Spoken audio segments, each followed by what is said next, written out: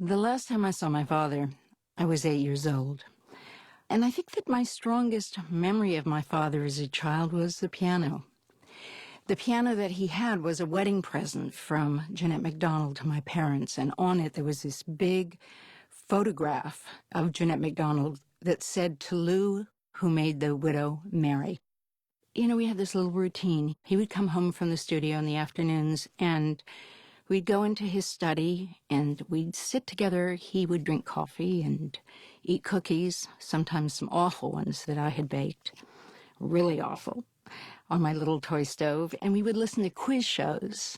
I forgot what it was, Dr. Somebody, who was always doing awards in Mars bars and silver dollars. And then I'd go off and I'd get ready for bed, and later on I would come down and I would sit next to him on the piano, and he would tell me these wonderful stories. He would just make up pure fantasy, create a whole world, and all the parts had different voices. He would just make up the music as he went along.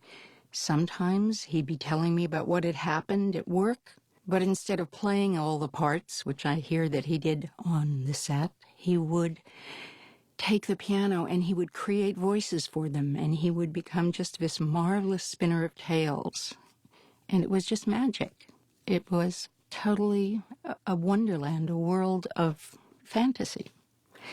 And then also when I would go to bed, the last thing that I would hear at night would be him playing the piano. Music with a European flavor, kind of music that you would imagine spilling out of cafes onto wonderfully evocative streets, maybe right out of his movies, all those streets of his fantasy.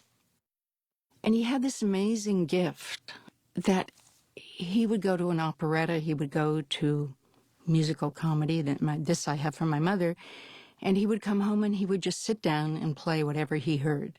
He had an amazing ear. And I always thought that it meant that he couldn't read music, but in fact that, I'm told, is not true. He in fact had music lessons. And perhaps it's maybe just a touch of laziness, which I inherited, that you just don't want to read the music. If you have it in your ear, you just play it.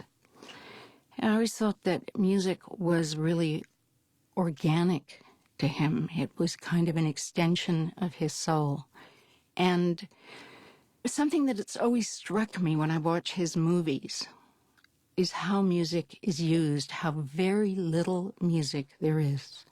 It never hits you over the head. It never tells a story. It's always there as a jewel to kind of enhance the moment, sort of the contrary of how music is used today. We had at home a K-part, which was, I guess, I can even remember, it was this huge armoire that stood at the far end in the hall. And on that, I guess my mother, it's hard to believe that she really could do it, but would record my father playing.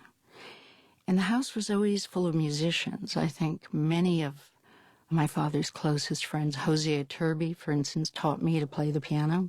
Rubinstein, Horowitz, Franz Waxman, all those people were always there. There was lots of music. There were never kind of soirees or musicales, but as the evening progressed, people would play. Okay, my father wasn't shy. You know, there could be the greatest pianist in the world. Horowitz could be at dinner, and who would be playing the piano? At least to begin with, my father.